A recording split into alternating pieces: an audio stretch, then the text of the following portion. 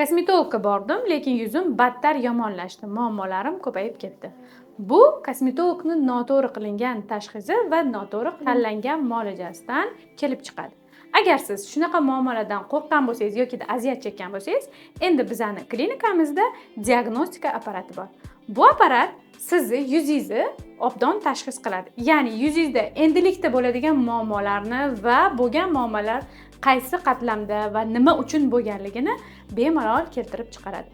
Biz bu diagnostika tashxisidan so'ng sizni yuzingizga qarab to'g'ri muolajalarni qilamiz. Bu diagnostika apparati sizni yuzingizdagi barcha muammolar qaysi qatlamda va yuzingizni quruqligi, yog'likligi, sizda ugri qachon paydo bo'lishi va endilikda bo'ladigan barcha muammolarni va bo'lgan muammolaringizni ham to'g'ri ko'rsatib beradi. Va biz bu qo'ygan tashxis bilan sizga to'g'ri muolaja tanlaymiz va bu muolajadan muammongizni hal qilib beramiz. Bu diagnostika chiqarib bergan tashxisdan so'ng biz sizga muolaja qilamiz va endilikda bo'ladigan muammolaringizni va paydo bo'lgan muammolaringizni ham yechimini topib beramiz. Siz yuzingizdagi barcha muammolaringizga yechim topmoqchisiz yoki yoshligingizni saqlab qolib muammolarni oldini olmoqchi bo'lsangiz, bemalol direktga murojaat qiling.